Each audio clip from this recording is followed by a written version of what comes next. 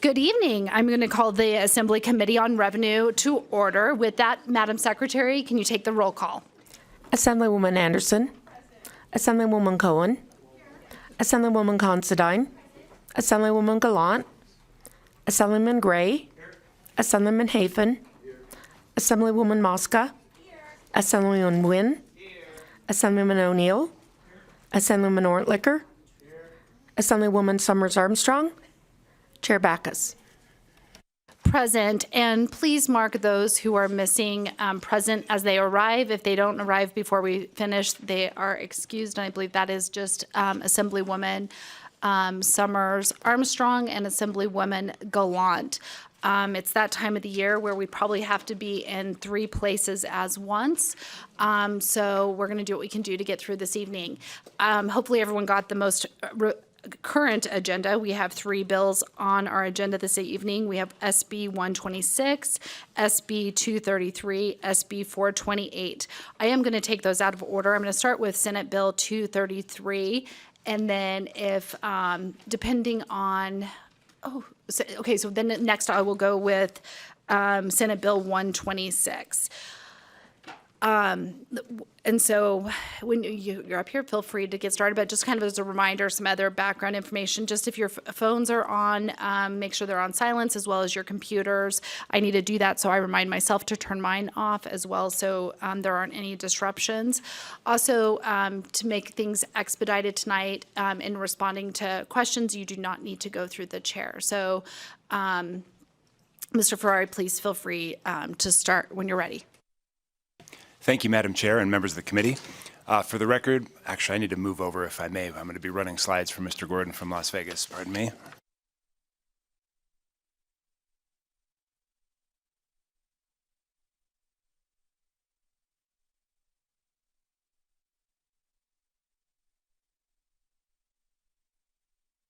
Thank you, Madam Chair, members of the committee. For the record, Chris Ferrari on behalf of the American Rental Association and United Rentals, here in support of Senate Bill 233. First of all, thank you for your time this evening. I know it's late and challenging and really appreciate your consideration.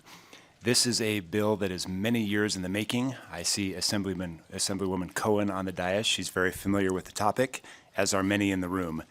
About 44 states across the country have figured out a way to tax heavy equipment in a manner that is a little more current and allows economic activity to prevail.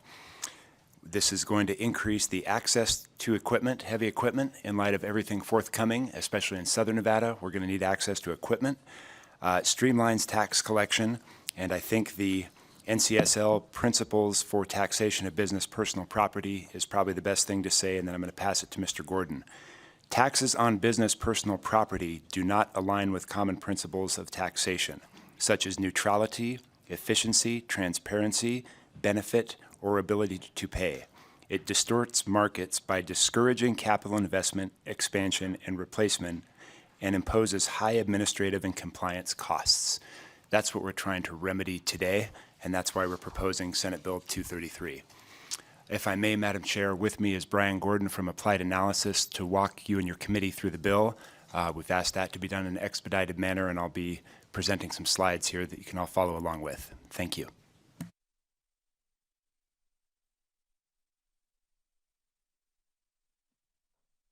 Mr. Gordon.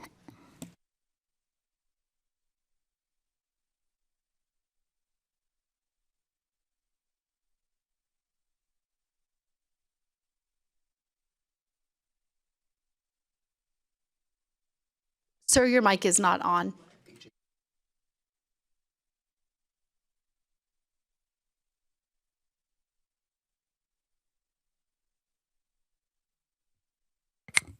Can you hear me now, Madam Chair? I can. Okay, great. Looks like we've got a broken microphone to the right. I apologize. Brian Gordon, for the record, Principal with Applied Analysis. Thank you, Mr. Ferrari, and thank you, Madam Chair and members of the committee. I won't go through everything that Mr. Ferrari walked us through. That said, SB 233 is designed to consider how personal property tax is applied for heavy equipment rental companies in the state of Nevada. Essentially, you have companies that are taxed based on where that equipment is physically located as of July 1st, like all other property that is assessed in the state of Nevada, but this particular equipment is mobile. It tends to be held as inventory. Heavy equipment rental companies tax or hold this equipment as inventory, both for rent and then ultimately at sale. So it has a little bit of a different economics than some of the other personal property that is taxed in the state of Nevada. That equipment also moves within counties within the state. It also moves between states. And so there is the potential for what we refer to either as undertaxation, imagining that equipment is moving into the state on July 2nd. It may not be taxed at all for the course of an entire year. At the same time, if it's here on July 1 and taxed for the entirety of the year and then moves out of state the next day, it would be incurring an entire year's worth of personal property tax during that time frame. And so there are some nuances to with how this property is ultimately taxed given its mobility. One way to address this that is proposed here in Senate Bill 233 is really to focus on its ability to have more transparency for the customers, where you essentially 233 is designed to exempt the personal property tax and replace that with a 2% excise tax. The idea being that it's to achieve revenue neutrality overall. But the goal here being to have transparency on the customer bills as that equipment is rented, and then at the same time providing for some more efficiency, if you will, or predictability for heavy equipment rental companies overall. If you want to go ahead and advance to the next slide, just walk you through, Mr. Ferrari mentioned at the outset, there are only 6 states that have not adjusted how they tax personal property or exempted personal property. You can see them on the map there, being obviously the state of Nevada, Utah, New Mexico, Nebraska, Oklahoma, and Florida are the only ones that don't have any relief or adjustments for this types of taxation. On the next slide, you'll see that Oklahoma is actively working on this similar issue, but we have 18 states that have passed similar reforms in the past. Most recently Michigan, before that was Washington, and prior to that Indiana and Oregon. The idea here being that states, particularly those that are in close proximity to one another as that equipment moves between states, the taxes, if you will follow that economic activity, and that provides really more alignment with where the rental activity is taking place, and having that relative tax follow suit. The next slide, and again, I'm trying to keep this somewhat brief, so I'll be happy to answer questions, but really where we became involved as part of this analysis was really to focus on trying to determine a fairly accurate, effective tax rate when it comes to talking about eliminating or exempting the personal property tax on this type of equipment and replacing it with an excise tax on the rental revenues. What we did is we accumulated confidential information from heavy equipment rental companies because we didn't want them sharing information with one another. Applied Analysis acted as the independent data warehouse of that information. We collected that information over the course of the past 3 years. We asked them to provide us that heavy equipment rental, that heavy equipment that they're renting, provide us with how much personal property tax they paid on that equipment over the course of that period by year. Let's also look at how much rental revenue was generated during that same exact time frame on that same exact equipment. That information was provided to us, and you can see the numbers on the screen here. We were looking at about $12 million worth of personal property taxes on equipment that was rented out for about $600 million. That translates into an effective tax rate of 2.0%. That is what's proposed in Senate Bill 233 in terms of the replacement tax, should there be an exemption on the personal property tax side for this particular equipment. And the last slide that I wanted to walk you through is an alternative on a go-forward basis. So that walks you through what the effective tax rate is over the past 3 years. And then going forward, the proponents of this particular bill offered what we call the 2-year true-up process during fiscal 2025. What they would do is both sets of data would essentially be submitted to the Department of Taxation, what that equipment listing is, as well as what those revenues are. And the Department of Taxation will go through that same exact exercise in fiscal year 25. They will post that information on their website. They'll then do that same exact calculation in fiscal 26 and make that information available. In the event that the taxes generated by the rental tax or the excise tax falls short of what would have been collected under the personal property tax regime, those heavy equipment rental companies will pay the difference. If it goes the other way, they are not asking for a refund. It's only if it falls short will they pay the difference.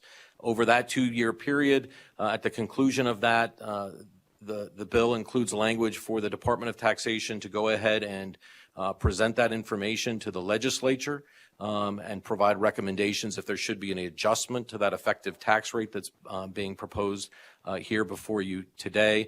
And the folks at the American Rental Association that are proponents for this particular bill, I think would tell you also in those 18 states that have gone through this reform process, they have not had any pushback in terms of either the tax regime itself or the tax rate that had been proposed in those 18 different states. And so that suggests to us that there's been relatively little controversy over this proposal that's before you today. Happy to answer any questions from the committee. Thank you. Mr. Ferrari, are you guys both done with your presentations then? We are. Thank you, Madam Chair. And I know there are representatives from the Department of Taxation and other proponents in the room, and I just want to thank everybody for their time and effort. This is a complicated issue, and I think over these years we've attempted to simplify, and Mr. Gordon's analysis from his firm has been very helpful as well. So just want to thank everyone involved. With that, committee members, let me start with Assemblywoman Cohen. Thank you, Chair, and thank you both for the presentation. After the bill was brought last session, I'd asked that if the bill be brought back, there be negotiations in the interim with the assessors, because the assessors were in opposition. Are the assessors currently in support? Thank you, Madam Chair. For the record, Chris Ferrari. The assessors are here this evening. Assemblywoman, I would let them speak for themselves, but I candidly no. We tried for quite a long time to get together, and as you know, this stems back to Senator Neal, I know, is also in the room. She's very familiar with the issue. Been working on it for a long time. I think there is just an agreement to disagree. Okay, thank you. Thank you so much. Do we have any other committee members that wish to ask any questions on the? I will go to Assemblywoman Summers Armstrong. Thank you, Madam Chair, and thank you, Mr. Ferrari, for the presentation. And question, the other places that have changed over to this model, are they all tax-free as far as income tax is concerned, like we are here in Nevada, or do they have different tax structures?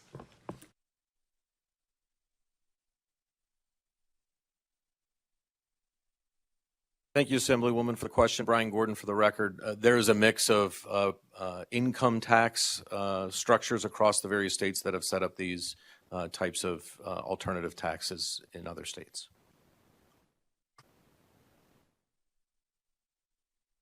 And actually, sir, I also have some questions for you. And I'm not sure if you would know or not. Well, first, with respect to the 2-year time period, and Mr. Ferrari may know this because I know we're not the fiscal committee, but I'm just kind of thinking about all of the numbers here and what it's going to look like going forward in the future. And this may be for Department of Tax. With their fiscal note, was that inclusive of anticipating what would be done with the study? Would that be inclusive of their fiscal note, the work they have to do?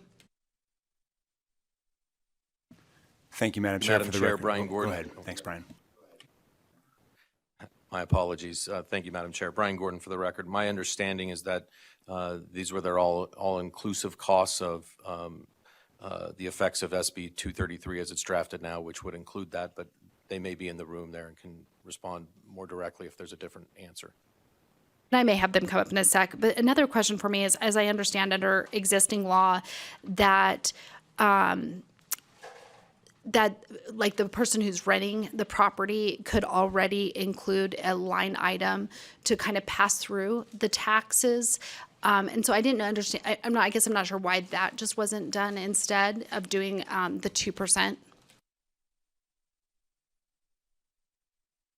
Thank you, Madam Chair. Brian Gordon for the record. The reality is that this equipment can be rented for various periods of time. Sometimes it's open-ended, sometimes it has a fixed term, and then there's some uncertainty as to whether the equipment would ultimately be rented to another renter at some point in time. So an equipment company could rent it for a 10-day period to one particular user, not knowing whether they're going to rent it out for the remaining 300 plus days of the year. And so this would provide some certainty and predictability on the part of the equipment rental companies.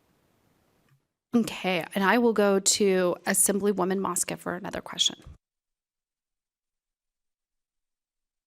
Thank you, Chair, and thank you for this. I'm just trying to understand, so in slide 5 and on page 18 in section 39, so do you expect it to be budget neutral then, and during this time? And then, so what are we hoping then to get from that, if so?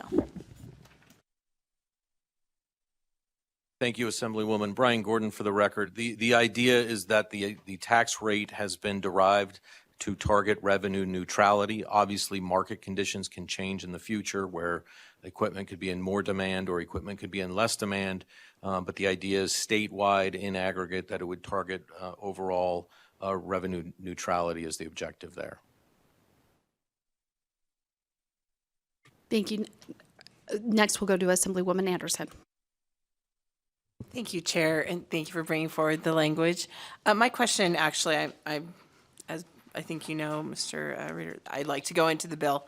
So my question has to do with Section 18 in relation as well. Section 18, point 2, and then also point 5, and how that would work exactly. So I just want to make sure I'm understanding this correctly with Section 18, that the fees would be paid to the department first, but then, based upon the form that is mentioned in Section 17, the department would then transfer that money to the county that the rental took place in? Am I understanding that correctly when it's mentioned on number 5? And if so, does that mean that the state, the department, would never see any money to help with the number of increased staff in this way? Since it's all going back to the county, am I understanding that correctly?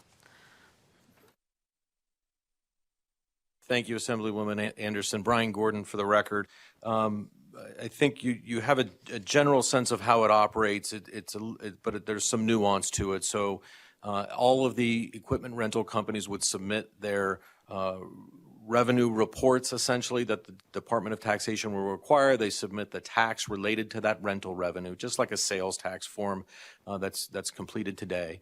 They would get those funds in off the top of all of the revenue that's collected. The Nevada Department of Taxation would take a 0.75% collection allowance, which I think is what you're referring to in Section 18(3)(a).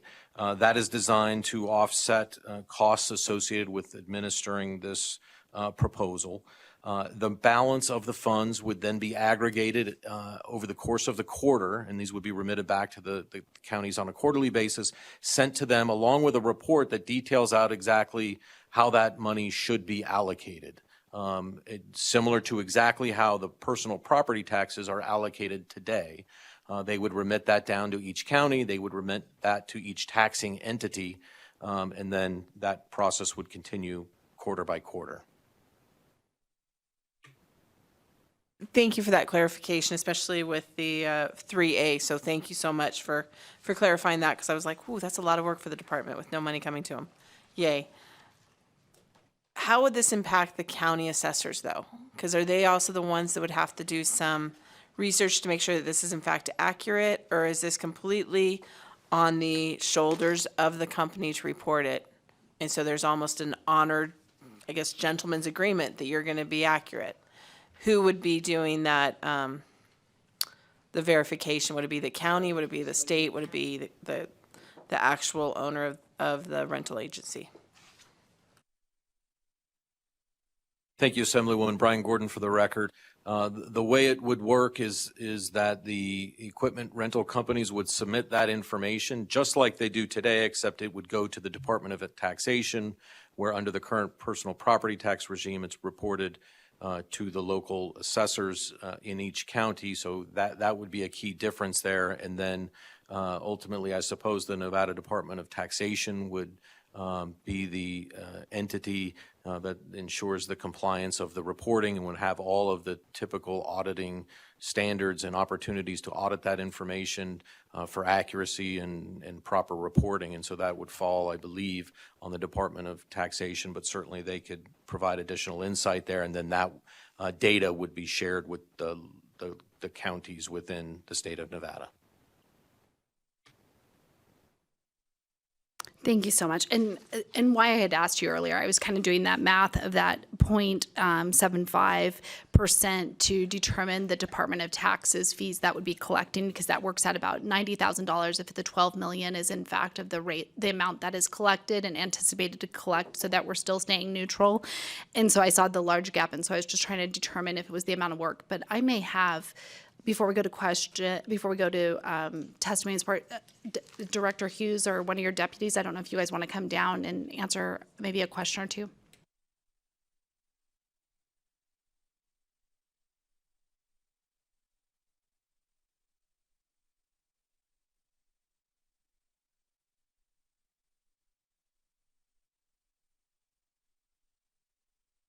Welcome.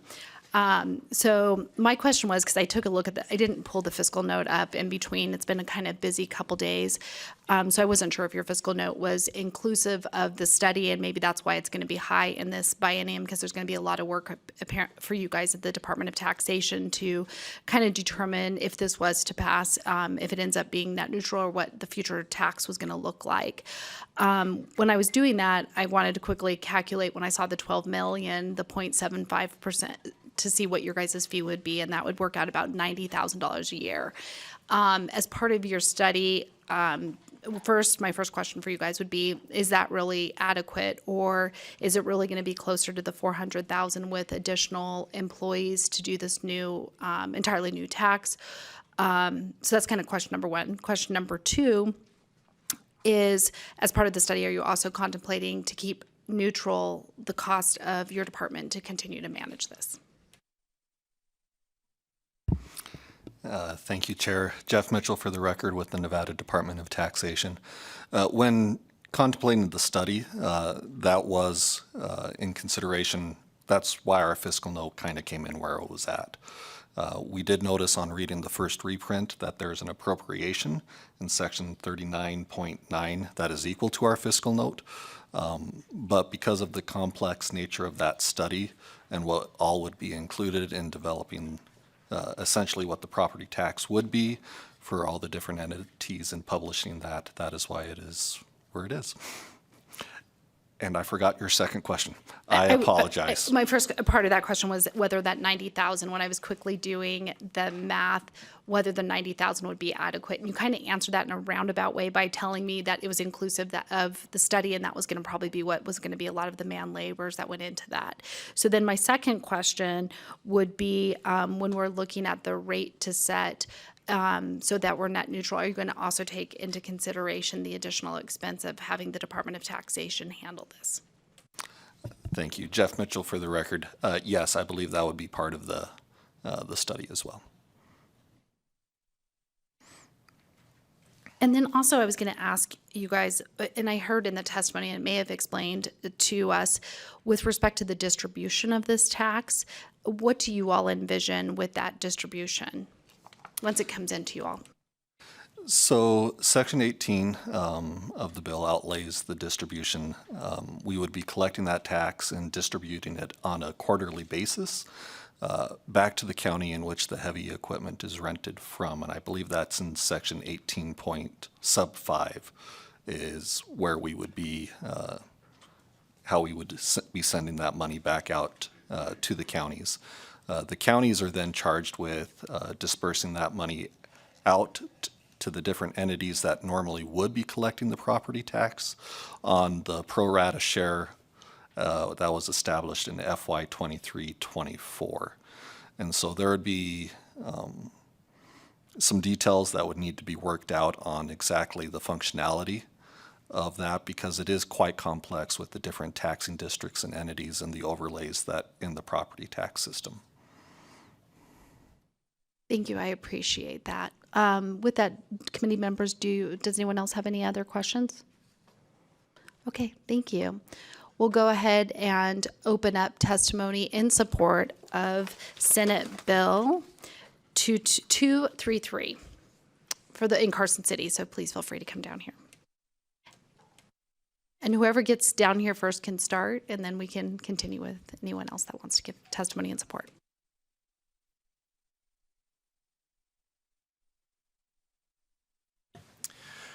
Good afternoon, Chair and members of the committee. Dylan Keith with the Vegas Chamber. We are in support of this measure today. We believe that it's worked in other states. It is common sense legislation that we aim to support, and for that we ask for your support as well. Thank you so much for your time. Good evening, Madam Chair, members of the committee. For the record, I'm Paul Enos. I'm the CEO of the Nevada Trucking Association, and we are supportive of Senate Bill 233. We do believe that this system is more modern, it streamlines, and right now there's a little bit of a game that gets played right around July 1st where people have this equipment, and because they can, they'll move it out of state and it doesn't get taxed. So we're not capturing that tax then. So we do think that having a system that gets this when it's being used, when it's being rented, is more reflective of the true economic activity. And we stop some of that game playing that's going on that does put some people who play those games at a competitive disadvantage over the people that don't. So we do support this. We think it is a much better, fair way to go for Nevada. Thank you. Thank you, Madam Chair. Alexis Motorex with the Nevada Chapter Associated General Contractors, representing the commercial construction industry in Northern Nevada, and we are here in support of the bill. Thank you. Good evening, committee. Madam Chair, Warren Hardy, representing the Associated Builders and Contractors of Nevada. Recognizing that brevity is the soul of wit, I will simply say we agree. Thank you. We appreciate that. We'll go to Las Vegas. Is there anyone in Las Vegas wishing to give testimony in support of Senate Bill 233? Doesn't look like it. BPS, do we have anyone on the phone line wishing to give testimony in support of Senate Bill 233?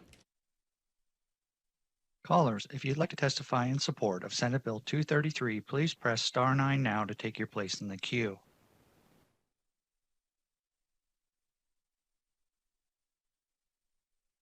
Chair, we have no callers in support at this time. Thank you so much. With that, we'll come to Carson City. Anyone wishing to give testimony in opposition to Senate Bill 233, please make your way up. Thanks.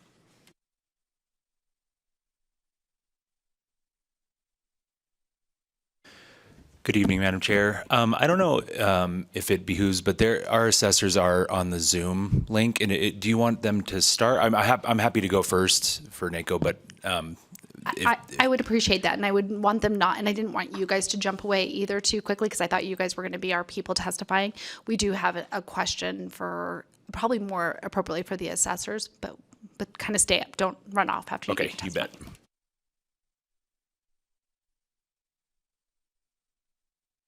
Thank you, Chair Andy Heiser, Humboldt County Assessor and the President of the Nevada Assessors Association. We have not wavered since the inception of this bill. The changing of a single industry on how they are assessed in the tax goes right to our core values, and it goes against the Constitution, Article 10. We have had long conversations, multiple different conversations with the industry on this bill every session for the last 3 sessions.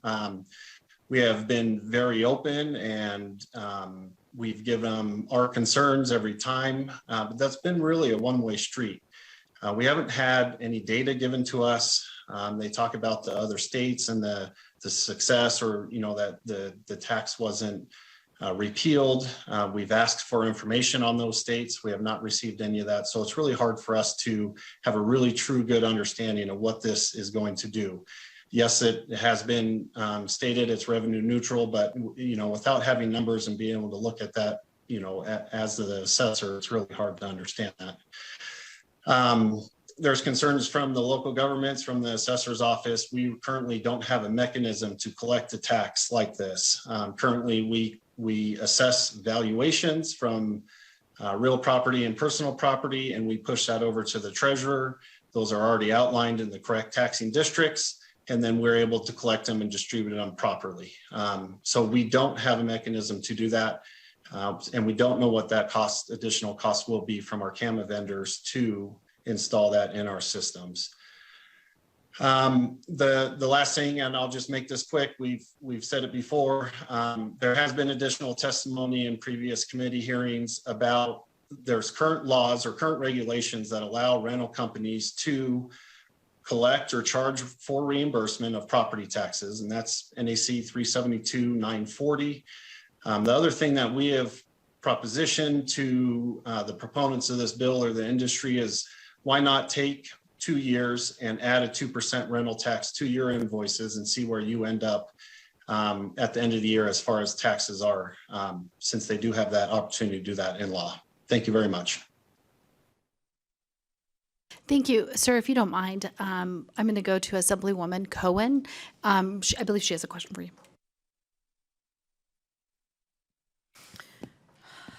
Thank you, Chair. You kind of actually hit on it, but so have you received the data that you requested to show that this was going to be revenue neutral? At this time, no, we have not. I'm sorry, Andy Heiser for the record. At this time, we have not. Thank you. And then I think I'm going to have a question for Mr. Nakamoto, but later, or I can ask now or later.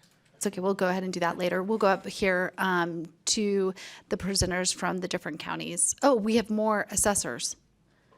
Okay, we'll go to the assessors up in the boxes to go ahead and give testimony.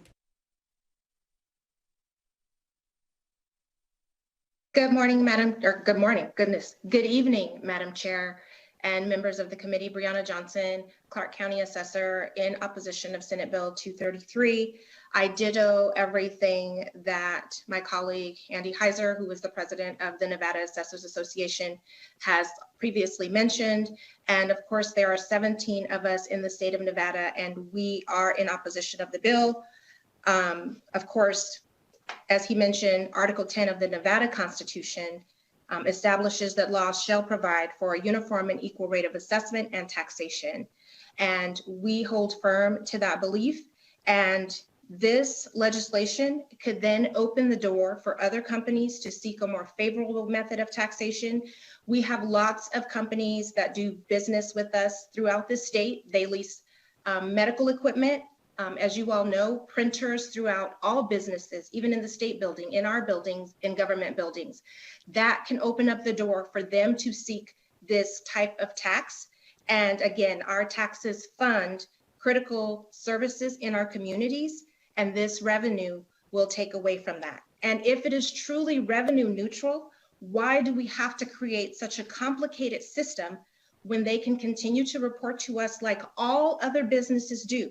July 1 is the lien date by law, and July 1 is the lien date for all real and personal property in the state. So it doesn't mean that another business owner who owns the same piece of heavy equipment that may purchase that heavy equipment after July 1, he is not subject to taxation until the following year. No different than someone who purchases that piece of equipment on June 30th. They are subject to the taxation for that coming fiscal year because they purchased it as of the lien date. Same for real property. July 1 is the lien date. If the house is not 100% complete or done as of July 1, they are taxed the following fiscal year.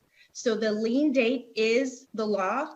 Nevada is a own state on purpose, and I'm not sure how the other states, their tax dollars fund their states. I just know how those dollars fund our community in Nevada. And again, as assessors, we owe it to our property owners to stand in opposition of this bill for equity purposes. There is a standard business owner who does not rent his backhoe, track hoe, excavator, who is now paying a tax that the heavy equipment rental companies don't have to pay because they rent. That is not equitable taxation to us as all of the assessors in this state. Thank you. Thank you for your time, and I hope you consider our comments. Thank you. Thank you, Assessor Johnson. We'll go to the other, I think there's another assessor, or it's just the two of you guys. Okay, just making sure. With that, now I think we can come to the counties. Great. Thank you. Thank you for that indulgence.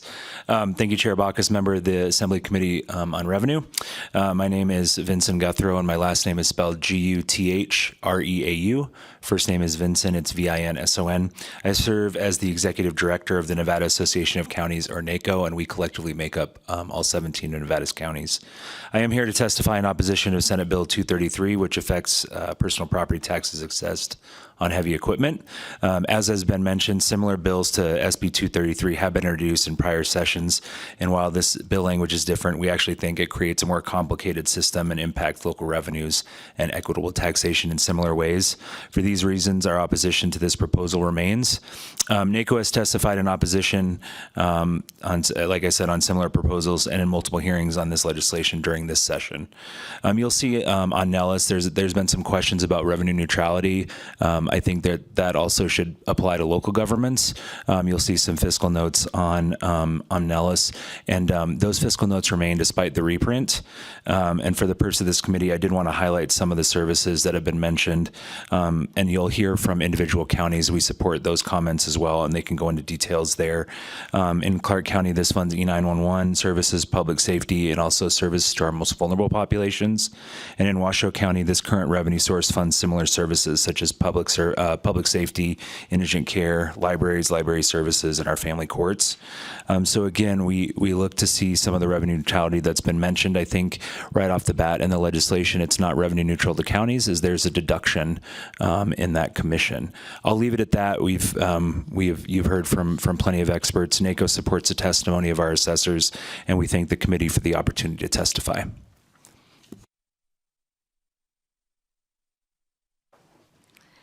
Good evening, Madam Chair, members of the committee. For the record, my name is Cadence Matievich, representing Washoe County. As you've heard this evening, we do not believe that this bill comports with Section 1.1 of Article 10 of the Nevada Constitution, which calls for uniform and equal taxation. Heavy equipment owned by rental companies would be taxed differently than heavy equipment owned by other companies. Additionally, other types of equipment rented to the public would be taxed differently than heavy equipment.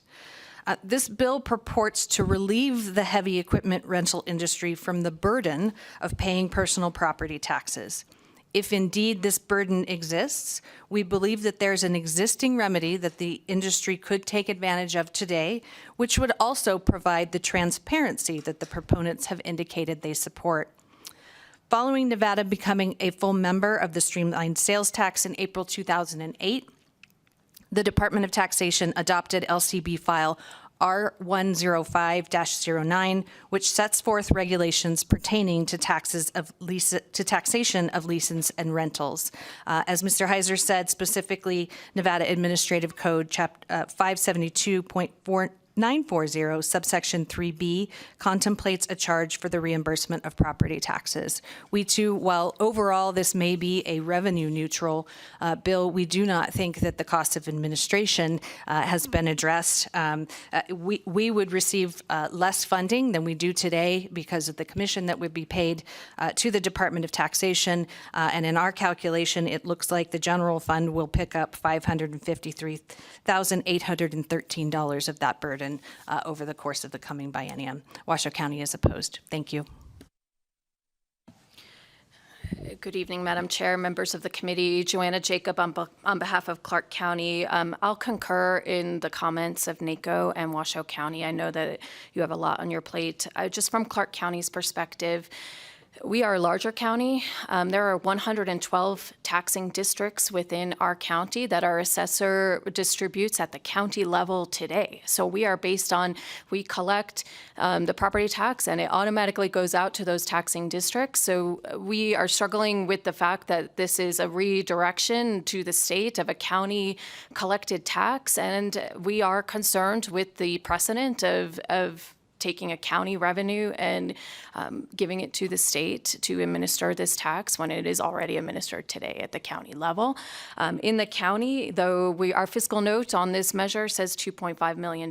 Even though we sure do hope this is revenue neutral, I will say we've been given a number that was in the aggregate statewide, so we were not able to verify if what we knew county by county. Because in Clark County, I just would like to say, and you certainly know this very well, sitting on the Revenue Committee, property tax is one pool. And there have been numerous bills this session where we have talked about what are we going to do with property tax? Are we going to redirect it? Are there other uses? All of those things. And for Clark County, at the end of the session, there's a cumulative impact that we must take a look at and see, because property tax in our community pays for 911, it pays for Metro, it pays for fire, it pays the debt on our Clark County school bonds when we constructed new schools, it pays for indigent care that funds our hospital, and cooperative extension. For those who know about our cooperative extension programs, family court, these are critical services, and this is how we fund those services in this state. And that's why we are opposed, because we really, this is something that we have struggled with, and I guess I'll just concur in the testimony of my assessor as well. That's it. Thank you very much. Thank you so much. With that, we'll go to Las Vegas. Is there anyone in Las Vegas wishing to give testimony in opposition to Senate Bill 233? BPS, is there anyone on the phone line wishing to give testimony in opposition to Senate Bill 233? If you'd like to testify in opposition to Senate Bill 233, please press star 9 now to take your place in the queue.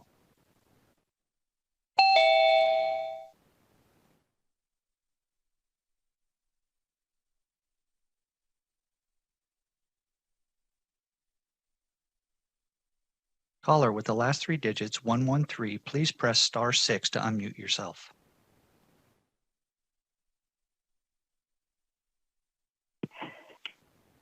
Good evening. This is Jana Steddon, Story County Assessor.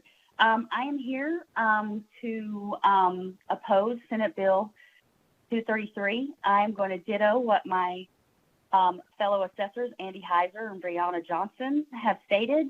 But I also would like to mention that based on what even Jeff Mitchell has testified to, the smaller counties, the rural counties, this is not revenue neutral for the smaller counties, because most of the smaller counties do not have rental locations in their county. So how it currently is, 2 things would happen. You pay based on the location of the equipment, taxes based on the location, and that also tells us the tax district. So in the larger counties and the smaller counties, taxes are not going to be going to those individual tax districts, but in the rural counties, the money's not even going to be coming to the counties at all. It's going to be going to the larger counties that have these rental locations. So that is a huge issue for the rural, smaller counties. So again, I'm opposed to SB 233. Thank you. Chair, there are no more callers in opposition at this time. Perfect. We'll go to neutral testimony. Is there anyone wishing? Department of Tax, you're more than welcome to come back up here for neutral testimony to Senate Bill 233. Thank you, Chair. I'll be real quick. Jeff Mitchell for the record with the Nevada Department of Taxation. Just want to clarify that we are neutral on the bill, and we will administer the laws as best we can in a fair and equitable way. But we are ready to answer any questions that the committee may have. Does anyone in the committee have questions? We'll go with Assemblyman Orlichter. Thank you, Chair, and thank you for being here. So one of the things that seemed concerning that was raised by the proponents is the way you can game the current system. Are there comparable ways to game this reform, or is that a virtue of the reform that it's harder to game the system? Jeff Mitchell for the record. Thank you for the question to you through the chair. That's an interesting question that I'm not sure I have an answer to. It's hard to foresee loopholes and things that may occur. So I'm afraid I don't have a great answer to that question, and I apologize. With that, do we have any other questions for the Department of Tax? I don't know if you want to say it, but I'm going to let Assemblywoman Cohen ask her question to fiscal, or if it's appropriate for you guys. Okay, so I want to know about the $350,000 and the 0.75%. How much in rentals, sorry, I can't see Mr. Nakamoto. Sorry. Sorry. How much in rentals per year would that be to get to the $350,000 if we're doing the 0.75%? Madam Chair, Assemblywoman Cohen, Michael Nakamoto, for the record, I was sitting and doing math because I do that for a living from time to time. Based on the FY25 appropriation of $350,023, it would require approximately $46.7 million in tax to be generated from the 2% tax, which would be based on approximately $2,333,000 in rental activity for FY25. Thank you. Well, thank you so much. We will go ahead and welcome the bill presenter back up for closing remarks.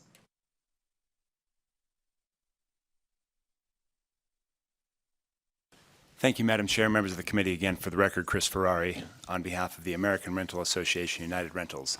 I'd like to address a few of the things that were mentioned by the opponents to the bill. Also like to let the committee know we've tried very much to work with the industry for a long time. Following the 2019 legislative session, we were told by assessors, we don't wish to work with you any longer. So in the spirit of good faith, I want to make sure that's important to know for the committee, as there is implications that there was not a positive exchange of information. Article 10, Section 1 of the Nevada Constitution already exempts from ad valorem taxes any mobile equipment held as rental inventory. An amendment enacted in 1978 provides that the legislature shall provide by law for a progressive reduction in the tax upon business inventories by 20% in each year following the adoption of this provision, and after the expiration of the fourth year, such inventories are exempt from taxation. This addition required the legislature to enact a statutory phase-out over those first 4 years, but after the initial transition period, the exemption became independent of any legislative approval or provision. Neither the legislature nor any local tax officials have any authority to restrict or otherwise place any limits on this explicit constitutional inventory exemption, and nothing in the Constitution or the Nevada Revised Statutes support a narrow interpretation of this clause to exclude rental inventories. So I wanted to address the constitutional allegations. Secondly, there's a question. You heard a laundry list of services that this tax supports. You heard Joanna mention those, Ms. Jacob, and others. We've been asked, there's an indicator that there's not information provided. What I'm hearing here today is the assessors don't know how much revenue is coming in. I don't know why that's a mystery or why that would be on the industry when that process is already in place and the tax is being collected. So just want to make sure and place that for the record as well. Also mentioned, we want to look at special mobile equipment when we're talking about different treatment thereof. This is from the DMV's website, and there it says special mobile equipment is exempt from vehicle registration and may be exempt from fuel taxes. All kinds of information on this topic. And in terms of the fairness and application of taxation, just want to give the committee a couple of examples for your reference. A backhoe owned by a short-term equipment rental company has a property tax assessed and paid by the lessor. A backhoe owned by Backhoe Sales, LLC, there is no property tax paid. For mobile equipment, if you have a backhoe owned by one business that claims and is assessed the 7-year economic life depreciation and all other equipment rental companies, even though they request the mobile equipment 7-year depreciation, they are assessed using a 15-year economic life depreciation. A backhoe owned by Equipment Capital Leasing, Inc., a property tax is assessed on the equipment and it's paid by the lessee. I just want to give you a few examples that there's varying degrees of taxation, so this does meet equity standards. I want to thank the committee for their time this evening. I know this is a complicated topic. I believe Mr. Gordon is also at the table, Madam Chair, if there are any technical questions that need to be answered. I think we're okay, but I just want to also check with Mr. Gordon. Mr. Gordon, is there anyone else in the room with you? I forgot to see open up neutral testimony in Las Vegas and on the phone line. Is there anyone with you? Thank you, Madam Chair. Brian Gordon for the record. No, there is nobody else here to testify on this bill. Perfect. And then let me just go to BPS. BPS, is there anyone on the phone line that would want to give neutral testimony to Senate Bill 233? Chair, there are no callers in neutral at this time. Fantastic. With that, we will go ahead and close the hearing on Senate Bill 233. And we will go ahead and open the hearing on Senate Bill 126. Senator Dillon, welcome.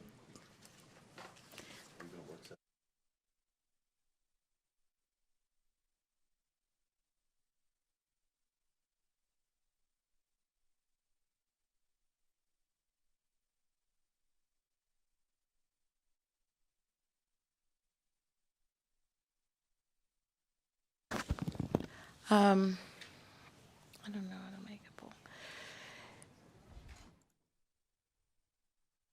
Just don't start it. But that's not the page. You just move the page. Start from there. Okay. So, good afternoon, Assembly Committee on Revenue. I just want to do this really quick. I don't want to spend a lot of time, but I wanted to show this particular, it's like a 3-minute video, just because I think it helps to break out what is MV Grow. SB 126 basically is a program that I have had since 2015. It has several business partners, but I want to play this really quick, and then I'll get into the actual bill.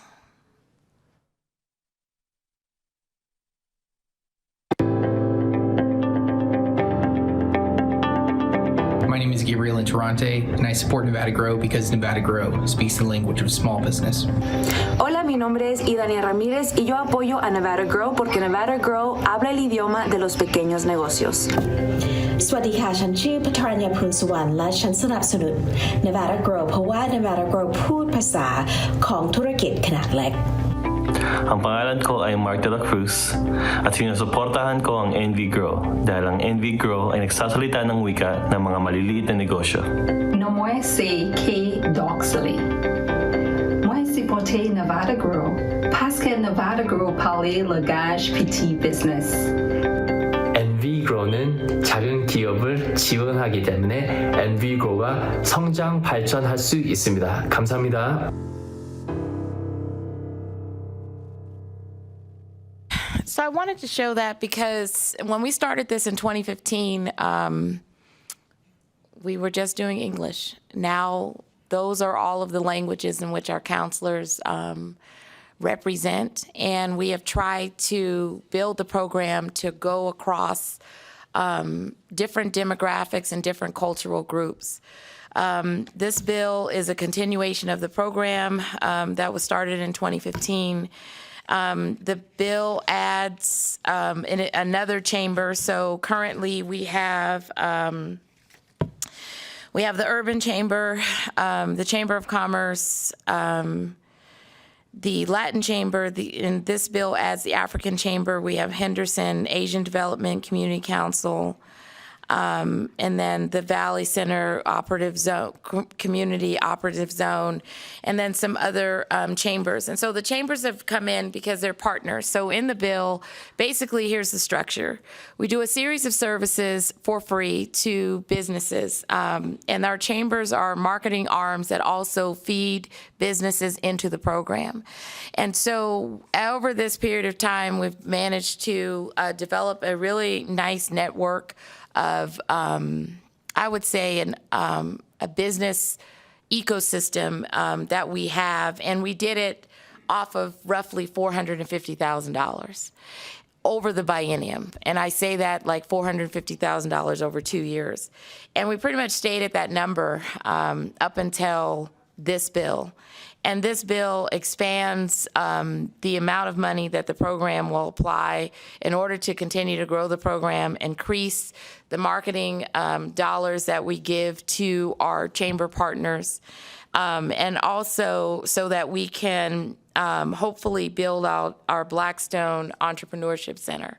So the services, how this started, it started out with data. I strongly believe that data was the center point on how businesses could change their directive and how they could grow. But now we do web design, marketing. The peer-to-peer mentoring is something that, it took a while to grow into, but we're growing into it now. We now are doing practice pitch sessions, and then because we got a grant through Blackstone, there's an entrepreneurship center that's actually at the College of Southern Nevada campus. It's a blank slate, but we hope to build it out and allow for entrepreneurs who are more on that micro business level to come in and try to figure out how to get services. Cooperative Extension is now added into this bill as a partner because we were trying to figure out we need to expand our business counseling. We need to expand our business counseling expertise and our bench.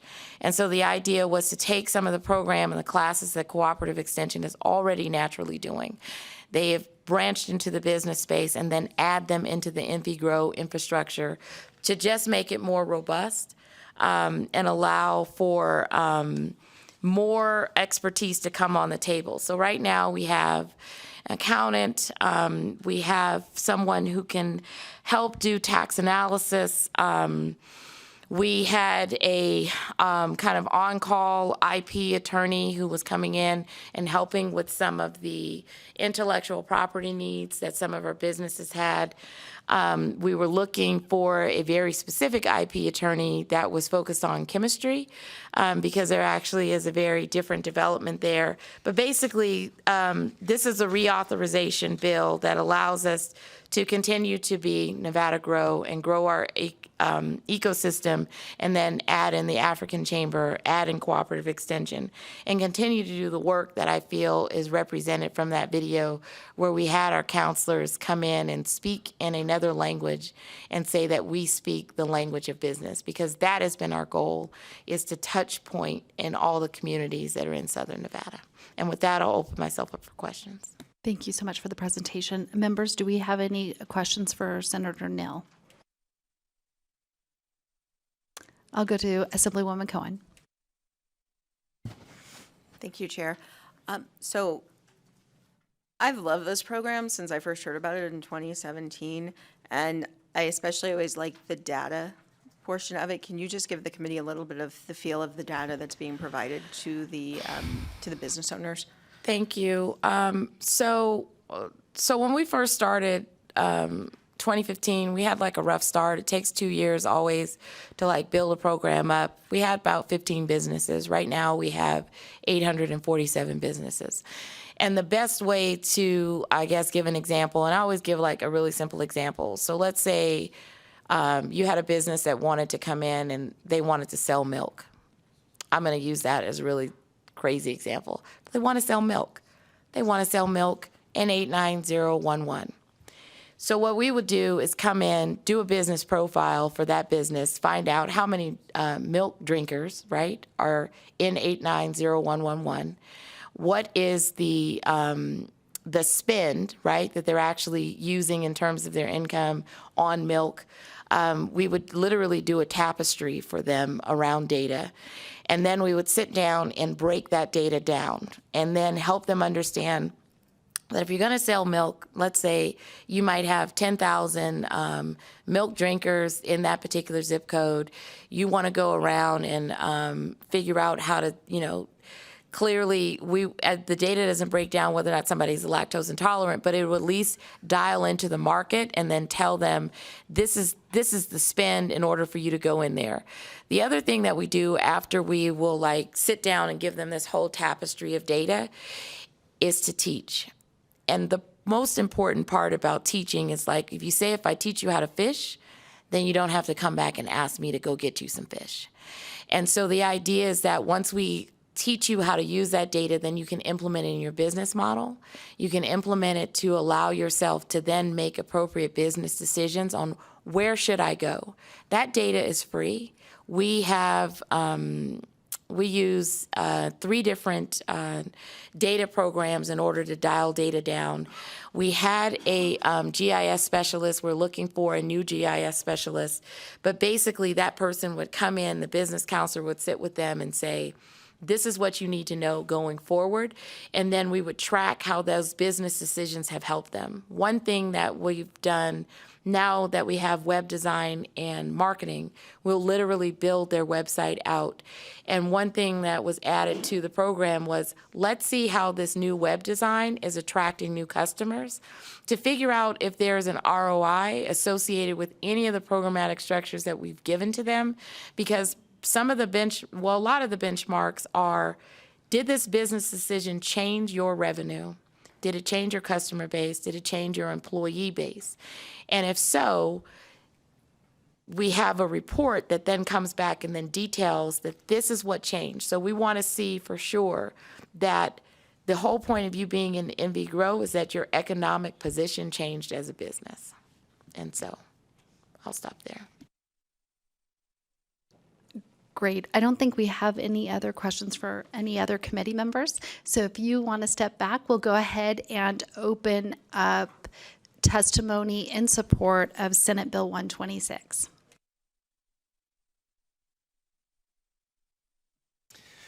Good afternoon, Chair and members of the committee. Dylan Keith with the Vegas Chamber. We'd like to thank Senator Neal for once again bringing forward this program. It honestly does speak for itself. The businesses that are in this program always see incredible growth because it's data-driven. They're looking at where their best positioning is and how to best market their business. And not only that, but because of the growth of these businesses, the program does generate a return on investment for the state. There almost can't be enough good things said about this program, and we ask for your support on this as well. Thank you so much. Good afternoon or evening now. Madam Chair, members of the committee, Sheila Bray with University of Nevada, Reno. I'm here to speak a little bit more specifically to the points that Senator Neal talked about with the cooperative extension, and we're just really grateful for her coming to us and to looking to us as a resource. We have a small business education program that is more large-scale and general education based that really takes business owners and entrepreneurs through what you need to do to grow your business and start a business here in Nevada. And when Senator Neal came to us looking for more specific, detailed education, we talked through what that could look like. So that's what that allocation would do, is kind of take what we do existing and build it out to be more specific for those Nevada Grow constituents. We've worked closely with Senator Neal throughout Nevada Grow's existence, and just as she spoke in the previous speaker, it's a true testament to what we can really see grow with our small business and entrepreneurs when you provide that one-on-one education and really work them through their specific needs. So we're in support. Thank you. Thank you so much. We'll go to Las Vegas. Is there anyone in Las Vegas wishing to give testimony in support to Senate Bill 126? BPS, is there anyone on the phone line wishing to give testimony in support of SB 126? Chair, there are no callers in support this time. Thank you so much. So with not having any callers on the phone, I will go to opposition next. In Carson City, anyone here in Carson City wishing to give testimony in opposition to Senate Bill 126? We'll go to Las Vegas. Is there anyone in Las Vegas wishing to give testimony in opposition to Senate Bill 126? Doesn't look like it. I don't think there's anyone in Las Vegas or on BPS. BPS, did anyone join the phone line to potentially give testimony in neutral to Senate Bill 126? Chair, there are no callers in opposition at this time. Are there any callers on the phone that wish to give testimony in neutral to SB 126? Chair, the public line is open and working, and there are no callers at this time. Thank you so much. With that, we'll move to neutral here in Carson City. Is there anyone wanting to give testimony in neutral? With that, seeing no one in Las Vegas, we will go ahead and close the hearing on Senate Bill 126. And because we do have a waiver of the 24-hour rule, I'll go ahead and open up the work session for Senate Bill 126. And this would be, there's no amendment, so it'd be so I would need a motion to do pass Senate Bill 126. I have a first from Assemblywoman Summers Armstrong and a second from Vice Chair Considine. Those in favor say aye. Those opposed say nay. The bill carries. Thank you so much. Next, we'll go ahead and open up the hearing on, I did see Senator Flores. Sorry to keep him waiting so long. Senate Bill 428. Come on up and start when you're ready.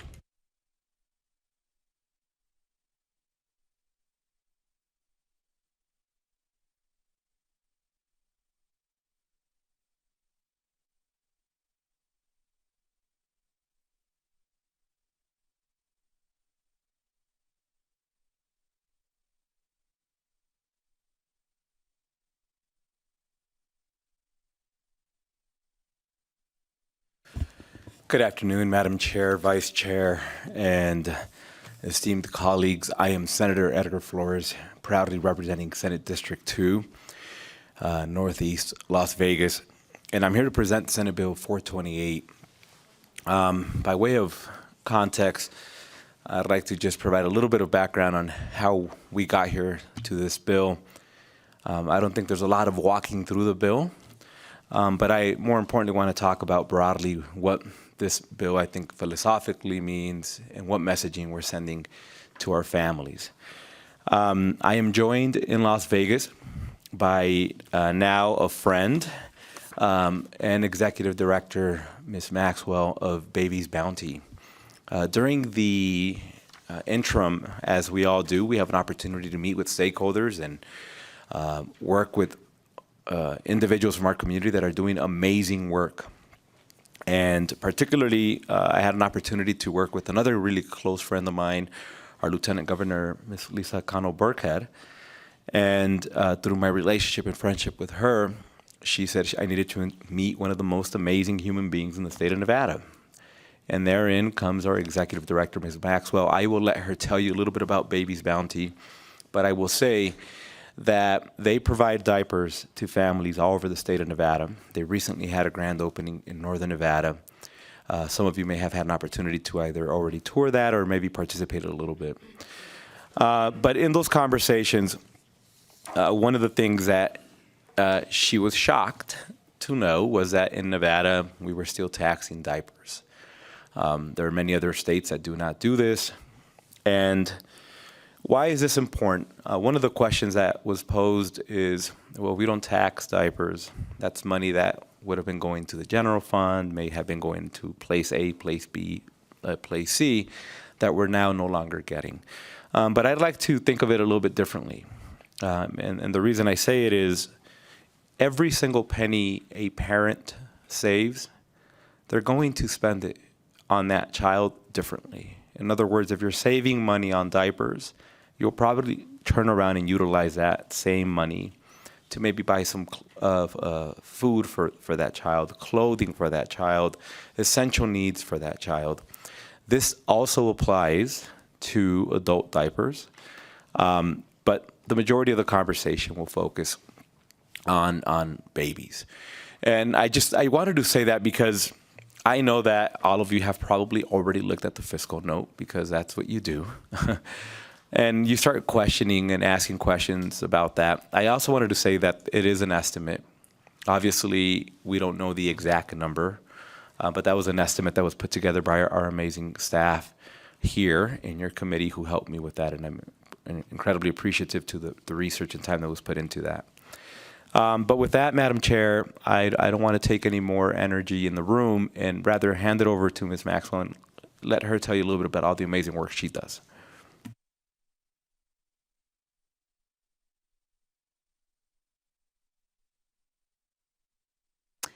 Ms. Maxwell, yeah, just make sure you hit the mic. Thank you. Thank you, Senator Flores, and good evening to Revenue Committee. Thank you for your kind words, Senator Flores. Kelly Maxwell for the record. I am the Executive Director of Baby's Bounty. We're a 15-year-old nonprofit that's been working here in Nevada to improve health outcomes for families living in poverty. 3 years ago, as a result of the pandemic, we launched our Diaper Bank program. We've now distributed 3 million diapers and 6 million wipes to 37,000 of Nevada's tiniest residents. We have locations in Las Vegas, North Las Vegas, Henderson. As the Senator mentioned, we recently opened in Reno Sparks, and we have mobile diaper banks in both the North and the South to address the diaper needs in the rural communities as well. I'm also the governor-appointed chair of the statewide Diaper Resource Committee. So some key facts about Senate Bill 428 and also diaper need in general. 1 in 3 families in the United States struggle to provide enough diapers to keep their baby clean, healthy, and dry. The poorest fifth of Americans who buy diapers spend nearly 14% of their post-tax income on them. Without enough diapers, infants and toddlers are at risk of skin infections, urinary tract infections, viral meningitis, and a host of other medical conditions that can require medical attention. Most diaper banks have seen a 2 to 3 time increase in demand since the pandemic, and on average increased distribution by 86%. Diapers have increased in cost by as much as 185% since the onset of the pandemic, and that's dependent on the brand. And why do we seek to exempt the diapers from sales tax? So families spend at least $1,080 on average per year on diapers, which means that on average in Nevada, families will spend $90, an extra $90 a year due to the sales tax. With the yearly tax savings, families will be able to purchase roughly a month's supply of diapers. Diapers provide opportunities for both children and their parents. Without diapers, parents who are unable to access childcare because of lack of diapers missed work on average 4 days per month. 17 states and Washington, D.C. have permanently exempted diapers from sales tax, including most recent additions of Indiana, Iowa, and Virginia. South Dakota and Texas, I believe, have also passed. They're just waiting on governor's signatures. And two key points. This bill doesn't eliminate the tax. It allows this item to appear as a ballot measure on the 2024 ballot and allows the voters to decide. And to echo what the senator said, sales tax is not a zero-sum game. Assuming that these parents will use the savings to then purchase other items that will presumably be taxable, the revenue doesn't just go away. It's spent on other items so that they can save that sales tax and then have more money in their budget for other essential supplies that have also increased in cost during the pandemic and as a result of inflation. So that's what I have for you tonight. Thank you for your time. Thank you so much. Senator Flores, did you have any other remarks? One thing I was noting, for this, we're obviously not the fiscal committee, so we're looking at the policy, but this is actually going to go on the ballot just because of what our laws require. So it will go on the ballot in 2024, and so the impact would happen in the next real biennium by the time it went into effect. And I just kind of want to put that on the record because the fiscal note I pulled up was by the Department of Taxation that put that on there.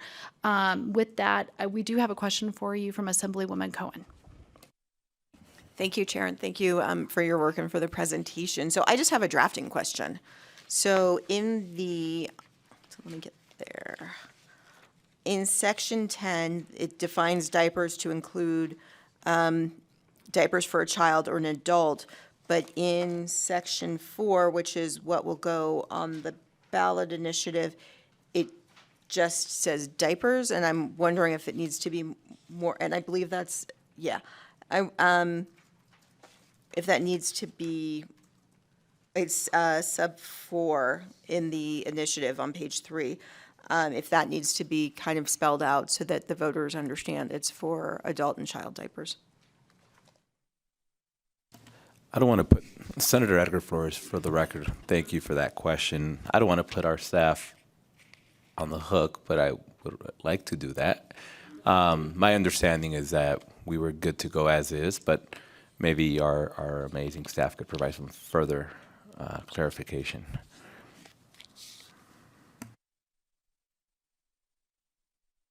Thank you. I'm looking at, I will call on Mr. Nakamoto to respond to your question. Thank you, Madam Chair, and thank you, Senator Flores, for putting me on the spot. Michael Nakamoto with the Fiscal Analysis Division for the record. I believe that as the process goes through, there is the question that would appear, but then there's the summaries and the condensation and explanations that would also be part of the sample ballot that at that point would probably be likely to describe that this is indeed for diapers for adults and children. Great. Are there any, oh, I have also Senator O'Neill. I mean, I just promoted you, Assemblyman O'Neill. Thank you, Chair. I'm trying to figure out how to phrase it. I assume we're talking disposable, whatever they call them, paper diapers, but I know from personal, you can actually go out. When I had younger children 1,000 years ago, we bought cotton diapers, I guess you. Yeah, thank you, washables. Trust you me, I have vivid memories. So that's what I'm asking. Would those also be included as being non-taxable? Thank you for that question, Assemblyman O'Neill. Senator Edgar Flores, for the record, my answer is yes. Just reading the language means diaper to mean any type of diaper intended for use by a child or an adult, including without limitation a disposable diaper. So reusable, in my opinion, would also be captured in that specific definition. Maybe I should have asked the question, do they still have washables? And so I just didn't want to make that assumption that it was just the disposable. So thank you, I appreciate it, and thanks, Chair. Thank you. Next, we'll go to Assemblywoman. Oh, go on. Oh, perfect. Any other questions from our committee members? I'll go to Mr. Nguyen.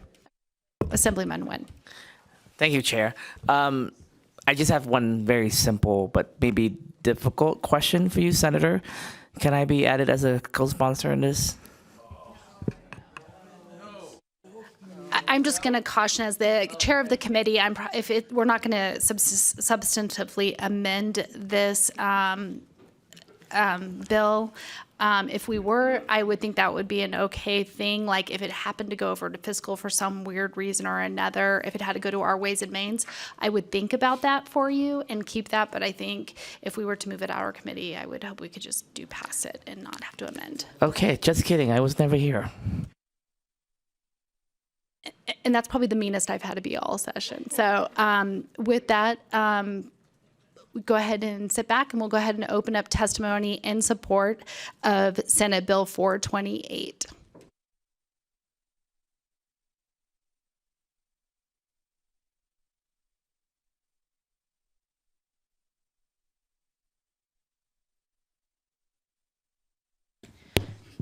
Good evening again, Chair Backus, Joanna Jacob on behalf of Clark County. I just wanted to go on the record because Senator Flores had a giant stack of support letters in his hearings before the Senate. I did not see those in Nellis, so included in those letters were 2 letters from my Clark County commissioners in support of this measure.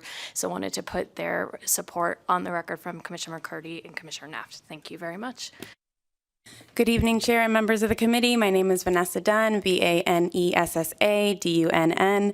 I am here on behalf of Children's Advocacy Alliance, also known as CAA. 1 in 3 U.S. families struggles to provide enough diapers to keep their baby clean, dry, and healthy. CAA is in strong support of this legislation. Thank you for your consideration. Thank you so much. With that, we'll go to Las Vegas.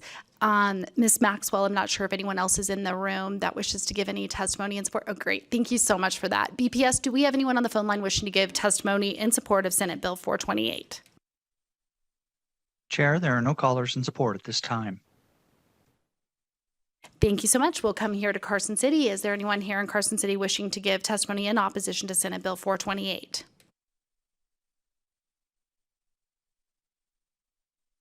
We'll go ahead to Las Vegas. Still probably no one else in there besides Ms. Maxwell, so I probably can go to the phone line. BPS, is there anyone on the phone line wishing to give testimony in opposition to Senate Bill 428? Chair, there are no callers in opposition at this time. We'll go to neutral testimony. Is there anyone here in Carson City wishing to give testimony in neutral to Senate Bill 428? We'll go to Las Vegas. Anyone else arrived to give testimony in neutral? It doesn't look like it. We'll go to the phone line. BPS, has anyone joined the phone line to give testimony in the neutral to Senate Bill 428? Chair, the public line is open and working, and there are no callers at this time. Thank you so much. With that, I will invite Senator Flores back to the dais for closing remarks. Thank you once again, Senator Edgar Flores, for the record. I just wanted to encourage everybody to give yourself an opportunity to learn more about Baby's Bounty and Ms. Maxwell. They really do amazing work, and I don't think they get nearly as much love and credit as they deserve. So please, if you haven't had an opportunity to do so, partner up, help them continue to do the amazing work that they do. With that, Madam Chair, I really do appreciate your time. And we appreciate you waiting. I'm sorry, bouncing around. With that, we'll take 1 minute recess.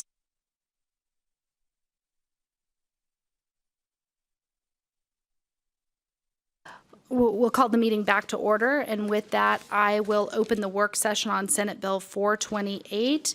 And I would ask for a motion to do pass Assembly Bill 428. I have a first from Assemblyman Nguyen, a second from Assemblywoman Mosca. Any questions, comments regarding the motion?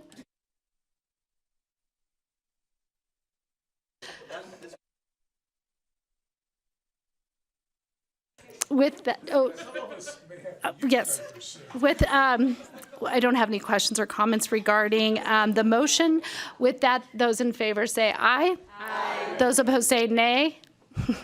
The motion carries. With that, we're on to our last thing. We can open up the hearing for public comment. Is there anyone here in Carson City wishing to give public comment this evening? Doesn't look like it. Is there anyone in Las Vegas wishing to give public comment this evening? Doesn't look like it. We will go to the phone lines. BPS, is anyone join us on the phone lines wishing to give testimony, or not testimony, wishing to give public comment this evening?